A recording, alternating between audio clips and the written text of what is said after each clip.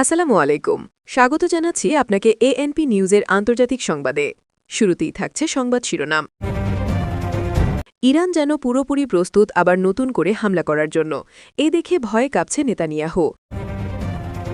ইরানের হয়ে এবার যুদ্ধে নামবে উত্তর কোরিয়ার প্রেসিডেন্ট কিম, এ দেখে ভয় কাঁপছে ডোনাল্ড ট্রাম্প। লেবাননে একের পর এক মিসাইল হামলায় নিহত ৫০০ ছাড়িয়েছে, শোকে দেশ কাতর হয়ে পড়েছে। ইরানের বুকে আর একটা আঘাত আসলে এর জবাব দেয়া হবে কঠোরভাবে বলে জানিয়েছেন তেহরান। এতক্ষণ শুনছিলেন সংবাদ শিরোনাম, এখন বিস্তারিত। মধ্যপ্রাচ্যের উত্তেজনা আবারও নতুন করে তুঙ্গে উঠছে। সাম্প্রতিক পরিস্থিতিতে দেখা যাচ্ছে ইরান যেন পুরোপুরি প্রস্তুত হয়ে উঠেছে নতুন করে হামলা চালানোর জন্য। সামরিক মহড়া, ক্ষেপণাস্ত্র পরীক্ষাসহ নানা পদক্ষেপ ইঙ্গিত দিচ্ছে তেহরান এবার আর আগের মতো নীরব থাকতে চায় না, বরং শক্ত অবস্থান নিয়েই এগোচ্ছে। বিশ্লেষকরা বলছেন, দীর্ঘদিন ধরে চলা চাপ ও নিষেধাজ্ঞার জবাব দিতে ইরান এবার সরাসরি শক্তি প্রদর্শনের পথে হাঁটছে। তাদের এই প্রস্তুতি শুধু প্রতিরক্ষামূলক নয়, বরং আক্রমণাত্মক কৌশলের দিকেও ঝুঁকছে। ফলে গোটা অঞ্চলে নতুন করে যুদ্ধের আশঙ্কা তৈরি হয়েছে। এই পরিস্থিতি সবচেয়ে বেশি উদ্বেগে ফেলেছে ইসরায়েলকে। বিশেষ করে দেশটির প্রধানমন্ত্রী বেঞ্জামিন নেতানিয়াহুর অবস্থান এখন বেশ চাপে পড়েছে বলে মনে করছেন অনেকেই। ইরানের সামরিক প্রস্তুতি যত বাড়ছে, ততই তেলাবিবের নিরাপত্তা নিয়ে শঙ্কা বাড়ছে। ইসরায়েলের ভেতরেও আলোচনা চলছে, ইরান যদি সত্যিই বড় ধরনের হামলা চালায়, তাহলে তা মোকাবিলা করা কতটা সম্ভব হবে। যদিও ইসরায়েল নিজেদের শক্তিশালী প্রতিরক্ষা ব্যবস্থার কথা বলছে, তবুও ইরানের ক্রমবর্ধমান সক্ষমতা তাদের জন্য বড় চ্যালেঞ্জ হয়ে দাঁড়িয়েছে। অন্যদিকে আন্তর্জাতিক মহলও বিষয়টি গভীরভাবে পর্যবেক্ষণ করছে। নতুন করে সংঘাত শুরু হলে তা শুধু মধ্যপ্রাচ্য নয়, বরং বৈশ্বিক রাজনীতি ও অর্থনীতিতেও বড় প্রভাব ফেলতে পারে। বিশেষ করে জ্বালানি বাজারে অস্থিরতা আরও বাড়তে পারে বলে আশঙ্কা করা হচ্ছে। সব মিলিয়ে পরিস্থিতি এখন এক অনিশ্চয়তার দিকে এগোচ্ছে। ইরানের প্রস্তুতি এবং ইসরায়েলের উদ্বেগ, এই দুইয়ের সংঘাতে যে কোনো সময় বড় ধরনের উত্তেজনা ছড়িয়ে পড়তে পারে। এখন দেখার বিষয়, কূটনৈতিক প্রচেষ্টা কি এই উত্তেজনা কমাতে পারে, নাকি বিশ্ব আবারও এক নতুন সংঘাতের দিকে এগিয়ে যাবে। ইরানকে ঘিরে মধ্যপ্রাচ্যে যখন উত্তেজনা তুঙ্গে, ঠিক তখনই নতুন করে আলোচনার কেন্দ্রবিন্দুতে উঠে এসেছে উত্তর কোরিয়ার সম্ভাব্য সম্পৃক্ততা। আন্তর্জাতিক বিশ্লেষকদের মতে, তেহরানের পাশে দাঁড়াতে প্রস্তুত হতে পারেন উত্তর কোরিয়ার প্রেসিডেন্ট কিম জং উন, যা পুরো পরিস্থিতিকে আরও জটিল করে তুলতে পারে। ইতিমধ্যেই ইরান ও উত্তর কোরিয়ার মধ্যে সামরিক ও প্রযুক্তিগত সহযোগিতার নানা তথ্য সামনে এসেছে, যা এই জল্পনাকে আরও শক্তিশালী করছে। ফলে এই সম্ভাব্য জোট বিশ্ব রাজনীতিতে এক নতুন সমীকরণ তৈরি করতে পারে বলে মনে করা হচ্ছে। অন্যদিকে এই পরিস্থিতি নিয়ে বাড়ছে মার্কিন উদ্বেগ।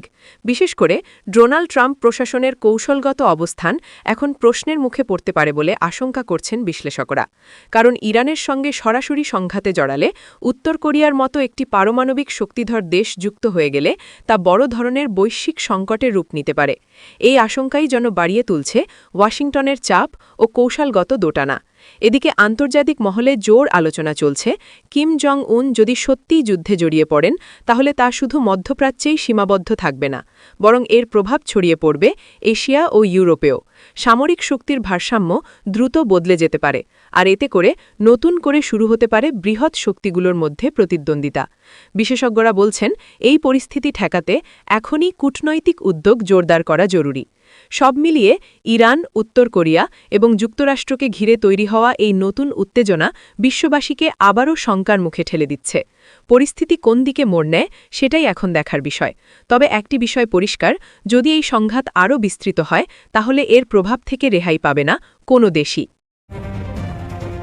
লেবাননে একের পর এক মিসাইল হামলায় মৃত্যুর সংখ্যা ৫০০ ছাড়িয়ে গেছে।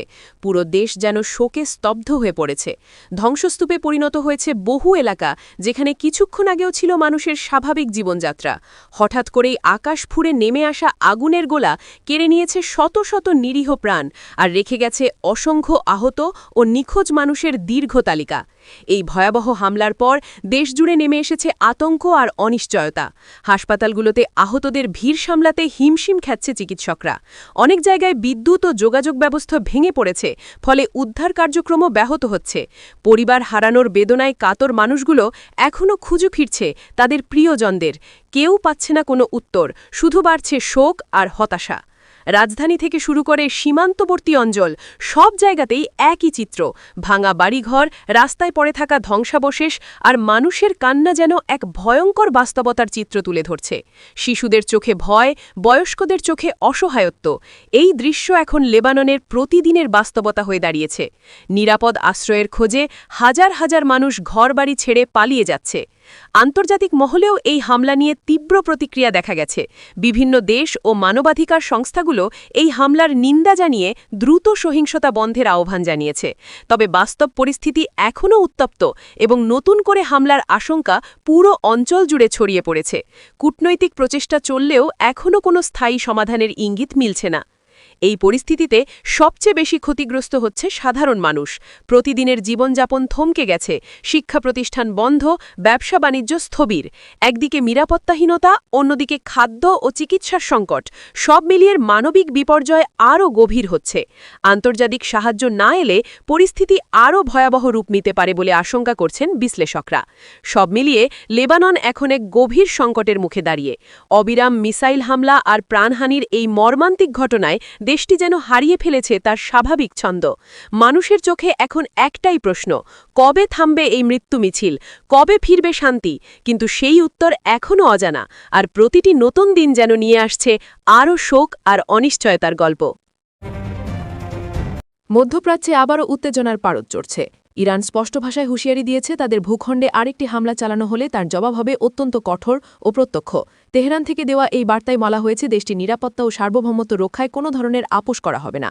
প্রতিপক্ষকে আগেই সতর্ক করা হয়েছে সম্ভাব্য পরিণতি সম্পর্কে। ইরানি কর্তৃপক্ষের দাবি সাম্প্রতিক ঘটনাগুলো তাদের ধৈর্যের সীমা পরীক্ষা করছে।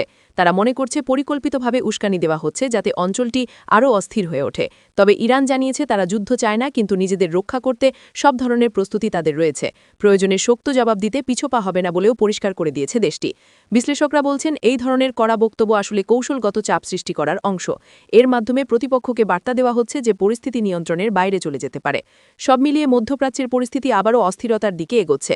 এখন দেখার বিষয় এই সতর্কবার্তার পর উত্তেজনা কমে নাকি নতুন করে সংঘাতের সূচনা হয়।